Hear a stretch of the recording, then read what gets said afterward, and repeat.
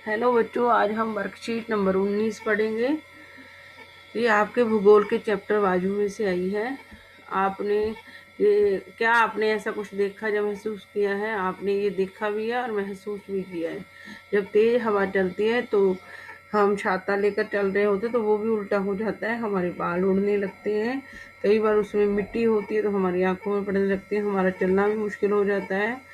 और कई कपड़े सूखे डले होते हैं तो वो उड़ने लग जाते हैं, सूखने के लिए डाल रखे होते हैं जो। और वृक्षों के पत्ते झड़ने लग जाते हैं तेज हवा से। ये सब दृश्य आपने देखे भी हैं और सहन भी किए हैं, महसूस भी किए हैं। तो आगे बढ़ते हैं। पहले हम पढ़ेंगे पवन किसे कहते हैं। बच्चों, जिस जगह हवा होती है वहाँ पर उच्च दाब होता है, और जिस जगह हवा हल्की होकर उड़ जाती है उसको निम्न दाब कहते हैं। दो चीजें याद रख कर लेना, एक उच्च दाब और निम्न दाब। उच्च दाब जहाँ पर हवा होती है पाई जाती है वो उच्च दाब होता है, और जिस जगह से हवा हल्की होकर गर्म होके उड़ जाती है उसको निम्न दाब कहते हैं। उच्च दाब और निम्न दाब। और हमेशा जिस आपको भी पता, जिस जगह हवा होएगी, हवा होएगी तो उस तरफ चलेगी जिस तरफ नहीं है, खाली जगह की तरफ जाएगी। तो एक होता है जिस जगह हवा होती है वो उच्च दाब होता है, और जिस जगह हवा नहीं होती, खाली जगह होती है, उसको निम्न दाब कहते हैं। और हवा जिस जगह नहीं होती वो इसलिए नहीं होती क्योंकि वहां गर्मी होती है, गर्मी के कारण वो हल्की होकर उड़ जाती है। तो जब वायु उच्च दाब से निम्न दाब की ओर चलने लगती है तो उसको पवन कहते हैं। जो पवन होती है, आपको पता, हवा। पर्यायवाची शब्द हिंदी में पढ़े हैं कि पवन को हम वायु भी कहते हैं और हम हवा भी कहते हैं। पवन, हवा, वायु, तीन वो है इसके, तीनों का मीनिंग सेम होता है, पवन, वायु और हवा का। तो पवन कई बार मंद यानी कि धीरे धीरे भी चलती है और कभी तेज गति से भी चलती है। अत्यधिक तेज पवनें हल्की चीजों को उड़ा ले जाती है। जब ज्यादा तेज हवा होती है तो वो हल्की चीजों को उड़ा कर ले जाती है, तूफान के रूप में मजबूत पेड़ों को भी उखाड़ देती है। जब थोड़ी सी, जैसे एकदम मंद भी हो सकती है, तेज भी हो सकती है। जब ज्यादा तेज होती है, आवश्यकता से भी ज्यादा तेज होती है, तो उस टाइम वो चीजों को उड़ा ले जाती है। और जब वही हवा तूफान का नाम रूप ले लेती है तो वो पेड़ों को भी उखाड़ फेंकती है। उच्च दाब से निम्न दाब की तरफ चलने वाली वायु को पवन कहते हैं। पवन मंद यानी कि वो भी हो सकती है, कम तेज भी हो सकती है और ज्यादा तेज भी। जब ये अत्यधिक तेज होती है तो चीजों को उड़ा ले जाती है। जब यही वायु तूफान का रूप ले लेती है तो पेड़ों को भी उखाड़ फेंकती है। अब हम पढ़ेंगे स्थायी पवनें जो हमेशा रहती हैं, चलती रहती हैं। ये वर्ष भर लगातार निश्चित दिशा में चलती हैं। जो स्थायी पवनें होती हैं वो एक ही दिशा में चलती हैं। इनके नाम क्या है? व्यापारिक पवनें, पशुआ पवनें और ध्रुवीय पवनें। तो ये व्यापारिक जो पवनें होती हैं इनको देखकर व्यापारी लोग व्यापार के लिए निकलते थे। तो ये पूरा साल चलती हैं और एक ही दिशा में चलती हैं। उनके तीन तरीके की पवनें हैं जिनको हम स्थायी पवनें कहते हैं, जो निश्चित दिशा में चलती हैं। निश्चित चलने वाली पवनों को स्थायी, जो पूरा साल एक निश्चित दिशा में पवनें चलती हैं, उनको स्थायी पवनें कहती हैं। और स्थायी पवनों के उदाहरण है व्यापारिक पवनें, पशुआ पवनें, पशुआ पवनें और ध्रुवीय पवनें। अब पढ़ते हैं स्थानीय पवनें होते हैं किसी विशेष स्थान पर चलती हैं। ये पवनें किसी छोटे क्षेत्र में वर्ष या दिन के किसी विशेष समय में चलती हैं। जो स्थानीय पवनें होती हैं ये किसी विशेष क्षेत्र जहाँ के साथ अपनी दिशा बदल लेती हैं। इसकी उदाहरण है भारत में मानसूनी पवनें। ये मतलब मई जून में तो नीचे से ऊपर चलती हैं, लेकिन सितंबर के बाद ये ऊपर से नीचे की तरफ चलती हैं। मई जून में नीचे से ऊपर, जब ठंड शुरू होने वाली होती है तो ऊपर से नीचे। प्रमुख वायुदाब पेटियां पवनें। वायुदाब में अंतर पवन प्रणाली की उत्पत्ति का प्रमुख कारण है। वायुदाब में अंतर, कहीं तो ज्यादा हवा होती है यानी कि उच्च दाब होता है, कहीं हवा नहीं होती तो निम्न दाब होता है। तो वायुदाब में अंतर, कहीं उच्च वायुदाब कहीं निम्न वायुदाब। इसी अंतर के कारण पवन प्रणाली की उत्पत्ति का प्रमुख कारण पवन प्रणाली किसके कारण होती है? वायुदाब में अंतर के कारण पवन प्रणाली की उत्पत्ति होती है। वायु हमेशा उच्च दाब वाले क्षेत्रों से निम्न दाब वाले क्षेत्रों की तरफ चलती है। जिस जगह वायु होती है वहां से उस तरफ चलती है जिस तरफ वायु नहीं होती, जिनके निम्न वायु दाब की तरफ। भूमध्य रेखिया निम्न वायु दाब डोलड्रम। भूमध्य रेखिया निम्न दाब, ये हमारी ये है 0 डिग्री पे है, जो ये वाली दिखती है डॉट्स डॉट्स। भूमध्य रेखा निम्न दाब भी जहाँ दिखा रखा है डोलड्रम, ये है 5, ये जो ब्लू ब्लू है ये डॉट्स वाली हमारी भूमध्य रेखा है, दिख रही होगी आपको। और उसके ऊपर थोड़ा सा ब्लू है और नीचे ब्लू है। ये 5 डिग्री उत्तर की तरफ है, ये 5 डिग्री दक्षिण की तरफ है।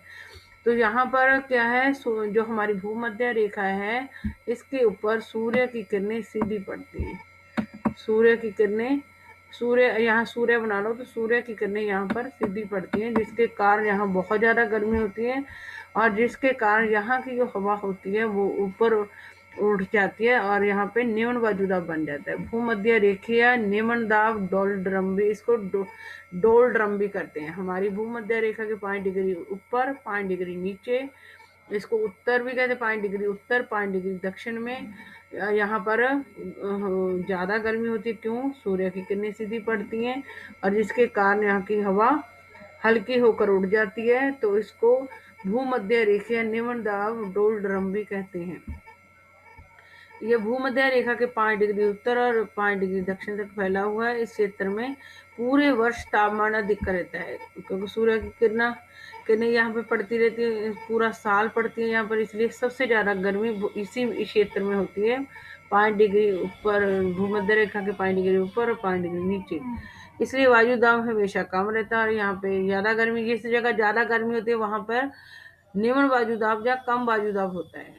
मौसम परिवर्तन के साथ इन पेटियों में भी उत्तर और दक्षिण क्रमशः खिसकाव होता रहता है। लेकिन ये वाली पेटी है, ये उसके अनुसार मौसम के अनुसार ये पेटी ऊपर नीचे होती रहती है। ये भी क्या है, भूमध्य रेखा निम्न दाब वायु पेटी है, जो मौसम के अनुसार ऊपर नीचे होती रहती है। लेकिन ये पूरा साल यहाँ पर निम्न वायु दाब बना रहता है, यानी कि यहाँ पर हवा हल्की होकर उड़ती रहती है। अब आ गया उपोष्ण उपोष्ण उच्च वायु दाब, हॉर्स अक्षांश भी इसको कहते हैं, ये लिखा हुआ है। उपोष्ण यहाँ पे भी एक पट्टी सी है थोड़ी सी, हमारी भूमध्य रेखा के 30 डिग्री नीचे भी और 30 डिग्री ऊपर भी उपोष्ण उच्च वायु दाब बना रहता है। इसको हॉर्स अक्षांश भी कहते हैं।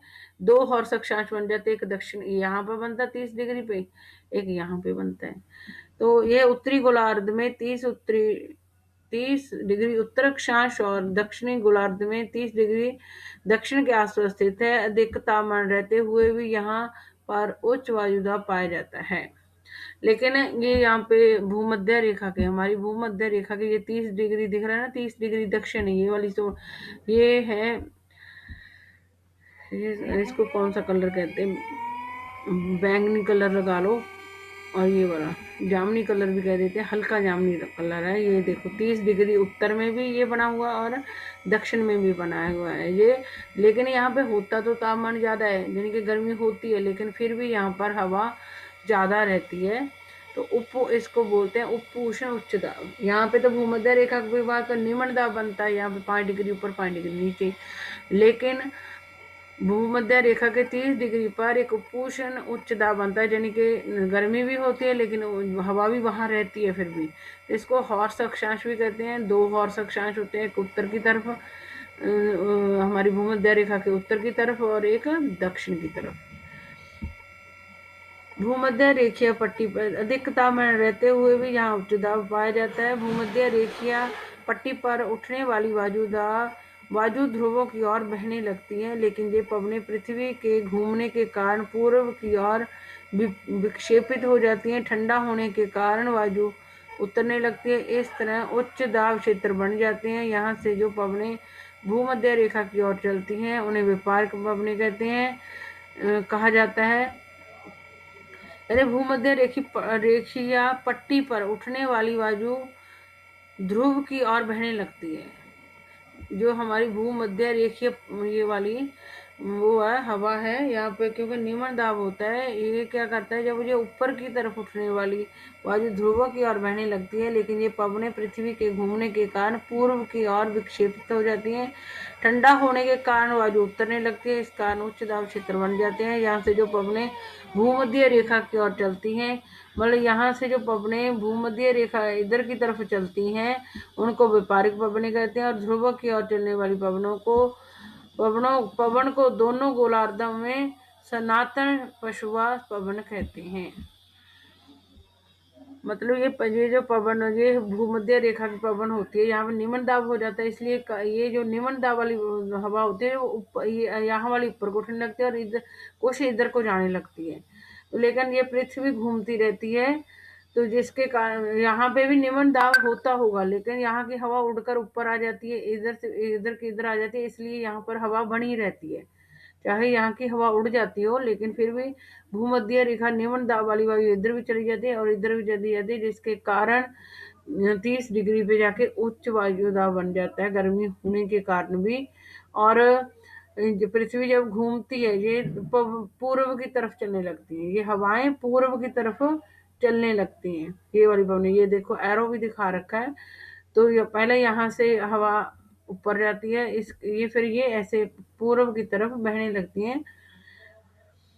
इस तरह उच्च दाब क्षेत्र बन जाए, यहाँ से जो पवनें भूमध्य रेखा की ओर, मतलब यो इधर से इधर 30 डिग्री के जो उप उष्ण उच्च दाब है, यहाँ से पवनें जब भूमध्य रेखा की तरफ और इधर से भी पवन जो हवे इसकी तरफ 30 डिग्री उप उष्ण उच्च दाब की जो पवनें हवा है, अगर वो भूमध्य रेखा निम्न दाब की तरफ चलने लगती हैं, तो वो व्यापारिक पवनें बन जाती हैं। नीचे से ऊपर की तरफ, ऊपर से नीचे की तरफ आने लगती हैं, वो व्यापारिक पवनें होती है। और जो ध्रुवा की ओर चलने वाली पवनें को दोनों गोलार्ध में सनातन पशु, और जो यहाँ से ऊपर की तरफ चलती हैं पवनें, उनको पशुआ पवनें कहते हैं। जो भूमध्य रेखा की तरफ पवनें चलती हैं वो व्यापारिक पवनें होती है, नीचे से ऊपर चले या ऊपर से नीचे, लेकिन आती भूमध्य रेखा की तरफ हो तो वो व्यापारिक पवनें होती हैं। और सनातन पशुआ पवनें वो ये ध्रुव होता है, ये वाले हमारे यहाँ पे भी ध्रुव है, ये यहाँ उत्तरी ध्रुव है, ये दक्षिणी ध्रुव है। तो जो पवनें ऊपर की तरफ चलती हैं उनको सनातन पशुआ पवनें कहते हैं। जो ध्रुव ये होते हैं, ये हमारी पृथ्वी दिखा रखे हैं, ये यहाँ पर ध्रुव जब पवनें जो ध्रुवों की तरफ चलती है वो सनातन पशुआ पवनें कहलाती हैं। जो भूमध्य रेखा की तरफ आने लगती हैं वो व्यापारिक पवनें होती हैं। अधो ध्रुवीय निम्न दाब दोनों गोलार्ध में लगभग 60 डिग्री अक्षांश के पास उत्तर और दक्षिण से आने वाली ध्रुवीय पूर्वी पवन और सनातन पश्चिमी पवन टकराकर ऊपर उठते हैं, जिससे भी यहाँ निम्न वायुदाब का क्षेत्र बन जाता है। हमारे 60 डिग्री पर ये ले अधो ध्रुवीय निम्न दाब, यहाँ पे भी और यहाँ पे भी, उत्तर में भी होता है अधो ध्रुवीय निम्न दाब 60 पे, और दक्षिण में भी होता है। तो क्या कहते हैं, आने वाली पवनी 60 डिग्री अक्षांश के पास उत्तर और दक्षिण से आने वाली पवन ध्रुवी पूर्वी पवन और सनातन पश्चिमी पवन कहलाती है। ये देखो इसकी तरफ आ रही है ये पवनी, ध्रुवीय पूर्वी पवन होती है, जो 60 डिग्री का ये अक्षांश है वहां पे आने लगती हैं, इधर से इधर आने लगती हैं। तो इनको ध्रुवीय पूर्वी पवन और सनातन पश्चिमी पवन टकराकर ऊपर उठती हैं। ये वाला ध्रुवीय और सनातन, ये दोनों टकराकर जब ऊपर उठती हैं तो इससे भी निम्न दाब बनता है। ये ध्रुवीय पूर्वी पवन, सनातन पश्चिमी पवन जब आपस में टकराकर ऊपर को उठती हैं, तो भी ऊपर को उठने वाली पवन अपनी जगह मतलब स्थान खाली कर जाती हैं। जब ये दोनों टकराकर ऊपर की तरफ उठती हैं तो भी निम्न दाब का क्षेत्र बन जाता है। यहाँ तापमान कम होने के बावजूद भी वायुदाब कम पाया जाता है। तापमान कम होने के बाद भी यहाँ पे तापमान कम होता है, तापमान मतलब जहाँ ठंड होती है तो यहाँ पे उच्च दाब होना चाहिए।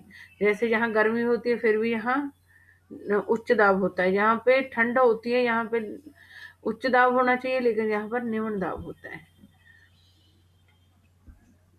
ये आप याद रखना, यहाँ पे ये वाली पवन और ये वाली पवन दोनों टकराकर ऊपर को उठ जाती है, और यहाँ पे उच्च दाब होने के बावजूद भी निम्न दाब बन जाता है। यहाँ पे भी ऐसे ही होता है। ध्रुवीय उच्च दाब ये दोनों गोलार्धों में 60 डिग्री और 90 डिग्री अक्षांशों के बीच स्थित है। ध्रुवीय उच्च दाब, ये वाला उच्च दाब और ये दाब, ध्रुवों के पास ठंड होती है, ये याद रखना, यहाँ पर ठंड होती है। जितना हम भूमध्य रेखा के दूर इधर से इधर इधर और इधर से इधर ध्रुवों की ओर चलते चलते जाएंगे तो ठंड बढ़ती जाती है। तो 60 डिग्री, 80 डिग्री, ऊपर वाला भी 80 डिग्री, ये देखो 0 डिग्री से ऐसे डिग्रियां दिखाते जाते हैं ना, तो यहाँ पे 80 डिग्री है, जो ये 90 डिग्री तो ऊपर बिल्कुल लाइन के ऊपर होगा, तो 80 डिग्री उत्तर में और 80 डिग्री दक्षिण में उच्च दाब होता है। ध्रुवीय उच्च दाब कहते हैं इसको। ध्रुवों के पास तो ज्यादा ही ठंड होती है, जमा देने वाली ठंड होती है। ये दोनों गोलार्धों में 80 डिग्री और 90 डिग्री अक्षांशों के बीच स्थित है। बहुत कम तापमान के कारण पूरे वर्ष ध्रुवों पर उच्च दाब बना रहता है। यहाँ पे ठंड होती है, बहुत ज्यादा ठंड होने के कारण यहाँ से हवा कहीं भी उड़कर नहीं जा सकती। 80 डिग्री अक्षांश उत्तर में और 80 डिग्री अक्षांश दक्षिण में यहाँ पर हमेशा उच्च दाब रहता है। यहाँ से निम्न वायुदाब क्षेत्र की ओर ध्रुवीय पूर्वीय पवन चलती है। यहाँ यहीं से पवनें, जो ध्रुवों के पास उच्च दाब वाली पवनें हैं, जब नीचे निम्न वो बनेगा, हवा नहीं रहेगी, तो यहाँ से ही पवनें नीचे की तरफ चलने लगती है। तो इसको ध्रुवीय पूर्वीय पवन कहला चलती है। इसको ध्रुवीय उच्च दाब कहते, इसको ध्रुवीय उच्च दाब कहते हैं। तो ये आपकी बात, इसके क्वेश्चन पढ़ते हैं हम। पवन को परिभाषित कीजिए। तो वो हमने कर लिया। जब वो उच्च दाब से निम्न दाब की तरफ जो वायु चलती है उसको पवन कहते हैं। ये इसका आंसर है। जब वायु उच्च दाब से निम्न दाब क्षेत्र की तरफ चलती है तो उसको पवन कहते हैं। मिलान करें, स्थायी पवन कौन सी होती है? ये व्यापारिक पवनें स्थायी पवनें होती है। स्थायी पवनें कौन सी होती हैं? स्थायी पवनें होती हैं व्यापारिक पवनें। स्थानीय पवन कौन सी होती है? जो उत्तर भारत में चलती है, वो लू होती है। मौसमी पवन कौन सी होती है? मानसूनी पवनें होती है जो बारिश करती है। तो ये आपकी आज की वर्कशीट थी, इसको कर लेना। अपनी पुस्तक में 1999 में उड़ीसा में आए चक्रवात के प्रभाव का अध्ययन कीजिए।